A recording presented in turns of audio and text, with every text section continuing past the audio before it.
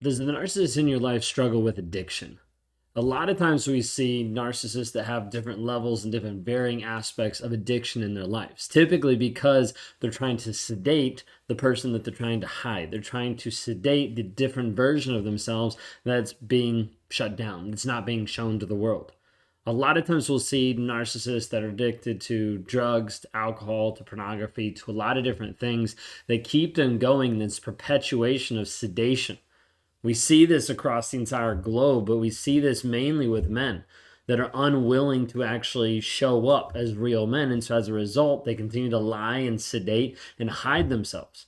One of the ways that men do this a lot of times is through pornography.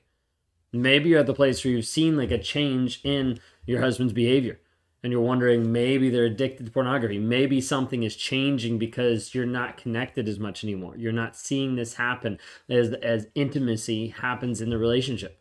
Maybe you're concerned about how does this actually affect. Maybe you have no clue that your partner even has an addiction to pornography, or maybe you already know and you're excusing it away, or you're thinking it probably doesn't matter that much. Well, I want to dive in some today and talk about pornography addiction and explore some of the things to look out for and the effects that it actually will have on your relationship.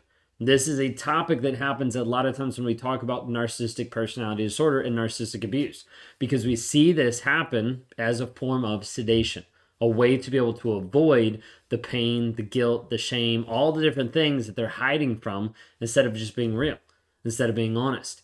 It's easier to lie than it is to actually be vulnerable, than it is to actually open up about the shit that's inside. So, if you guys are new here, my name is Ben Taylor. I'm a self-aware narcissist on this channel to provide awareness about narcissistic abuse. I'm the founder of Raw Motivations, the creator of the NARC app, and your guide in the 7-day challenge. You can find it at escapetoxicity.com or click on the link down below. If you haven't already, like, subscribe, rate, review. If you're listening to the podcast today, thanks so much. Appreciate you guys being here, and please share it with someone. You never know, when you share one of these, it might be liberating to someone else who's confused about the fog, the darkness, the confusion that they're in being in a toxic relationship. So, what does this look like first and foremost? Like the signs of pornography, the signs of porn addiction. Okay, porn addiction is characterized by a lot of times being compulsive, of like, this is just something I need. This is something that like I need to survive. Have you ever had your husband say like, hey, I have to have sex to survive, or this is something I have to have? Or, hey, because you didn't give me this, this is why I look at pornography. This is why I go cheat on you. This is why I do different things like this. Because there's this idea that's pervasive in our culture that if you don't have sex, if you don't have this aspect in your life, you're going to die.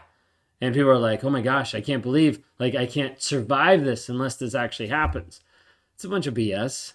It's meant just to be able to serve the toxic person, to be able to serve their needs in the moments they get what they want. I need this to survive. So a lot of people that don't have sex haven't died yet, but you're going to see that lie perpetuated to try to get what they want from you.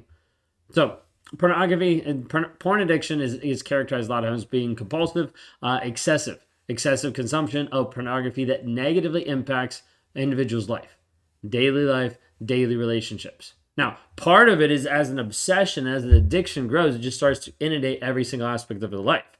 It starts to affect and show up in different places that normally it wouldn't even show up. A lot of times people are not able to even seem to limit it. It doesn't seem like even be able to limit or control that pornography usage. Preoccupation with sexual imagery, neglecting responsibilities, having this happen in inappropriate places, like all different things. It starts to diminish any real life sexual experiences. Like you're going to see this in the bedroom of him trying to have you do different things that you've never done before. Typically, you'll see randomly when it pops up is you'll see different signs of him either having a pornography addiction or being in an affair, and that's what they're doing. They're doing something different. He's like, let me go ahead and try to get you to do this so I get what I want out of this. A lot of times you will see this happen in a toxic relationship where they're comparing you to another person or they're comparing you to the porn that they're watching.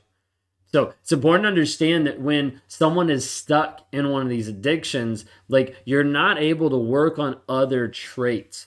Like if someone has any addiction, pornography is one of them, drugs, alcohol, like all different types of things. Like if someone has these addictions, it's really hard to be able to work on anything else besides that addiction first. So you might be with a narcissist that has a porn addiction. You're not going to be able to address the narcissism. You're not going to be able to work on the narcissism until the pornography is fixed. Otherwise, there's sedation happening on top, and we can't even get underneath the surface to the lies that they're telling themselves about themselves, regardless of the shame, regardless of the guilt that comes from doing the porn, because that just perpetuates it over and over and over. Okay, pornography addiction is complex in a lot of different ways. It's not as simple as like just stop. Just like trauma bonds aren't as simple as saying just leave. You need to help rewire. Same thought process with pornography is you have to get to a place where it rewires the story that they're telling themselves. That this is serving me, that this is helping me, that this is what I want, or this is what I need, but it has to be changed. So you might see this in the relationship where your partner, he spends like hours viewing pornography. You might know about it, you might not know about it. I've seen both in the toxic relationship. You'll see this hard time of like he's not going to experience like getting aroused by you or having intimacy with you because it's all going to this one aspect. It's all going to a version of like, oh, this is so amazing because everything looks this way, everything is this way, when in reality it's not. It's just what they produce, okay? But this exhibits different aspects of like, hey, like when I withdraw from this, like I start to, freak out. Like I need to have this addiction. Like, and you'll see narcissists rage when this happens, when they pull away from the addiction, when you put boundaries on the addiction, all this kind of stuff. Because they're like, why would you do this to me? You're attempting to reduce the things that I want, the things that I like. Okay? You're going to see this, and it just demonstrates that they're addicted. Okay? Now, what happens with the effects of it? Like the effects of pornography on a relationship with individuals going back and forth, like it has huge and significant effects on the relationship. Okay? A lot of times you'll see first and foremost is decreased sexual satisfaction. Like there's not going to be a connection between the two of y'all. There's not going to be this great, amazing sex because of the fact that he's jacking off somewhere else. Like he's looking at stuff on other places. And so it starts to do this comparison game. Comparison is the thief of joy. So as a result, he's not going to be able to tap into that at all. Then a narcissist isn't willing to put aside their ego to actually love you. Then a narcissist isn't willing to have gratitude to you to even experience joy. So it's all messed up. Okay. But you're going to see this communication breakdown, emotional disconnection, and the main piece is a distorted perception in view of sex and intimacy. Like this is what starts the decline of the entire relationship. Maybe he's never been in pornography and all of a sudden it starts to decline. Or majority of times when you've had a relationship for a long period of time, he didn't just fall into pornography. It just didn't randomly happen. It's been there the entire time. It's just now you just found out about it. Now you just got through this. Okay. Pornography is one that you see a lot of times in Christian circles. Now, the reason why I say this, my therapist even said this one time, is pornography is the like Christian sin. Because a lot of times you have people that are addicted to pornography and you can't tell. It doesn't show up on the surface. Like drinking and drugs, you've got a different thing. Smoking or like other random addictions. You're going to see stuff that's like, oh, okay, they're addicted to this, or I'm seeing a pattern of this. Like pornography addiction, you don't really see it. It hides. It goes underneath the surface. This is something that is also prevalent in narcissistic relationships because of its close association to shame and getting a high. So the narcissist looks for a high, I get a high, and then, oh, I feel bad about what I just did. So then I go back into shame. Now I need to avoid it. So I get a high, and the shame cycle happens over and over and over, which is a huge part of what narcissists are trying to avoid, shame avoidance. So it's going to prompt this shame, this guilt. A lot of times we'll start to isolate different pieces. No vulnerability, no exposure, no communication, no honesty. Okay?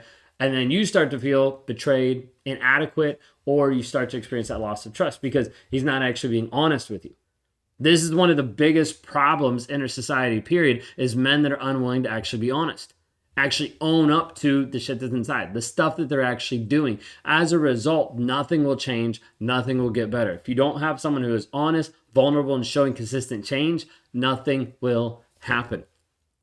You see this over and over again. But people still hope and think maybe they'll change, maybe they'll get better when there's no depth of that communication there at all.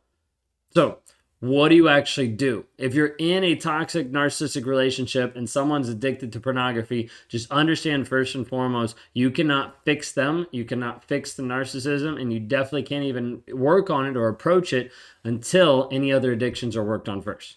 Okay, because addressing this aspect of pornography addiction requires open and honest communication. Your narcissist has not been and is not giving you open and honest communication. He's like, oh yeah, I struggled with this in the past. No, you still have all these profiles on your phone and you've been active on it. You don't struggle with in the past, it's an addiction you have now. Like, this piece has to get really, really real. I was talking to a narcissist the other day and I was like, hey, what's been going on? And he says, well, sometimes I'm kind of sneaky. And then we walked through this whole thing and we got to the place and we were like, do you see what you're actually saying? Sneaky sounds way better than being a liar. And he's like, yeah, I get that now. Okay. And we walk through this piece, and it's the same thing that'll happen with someone that's in addiction. They'll minimize it. They'll try to be like, this isn't a big deal. But in reality, it's destroying your relationship because there's no connection there. There's no trust. There's no intimacy between you all. That's not comparing you to another person. So you have to be able to get to this place of having a safe place for discussions about pornography.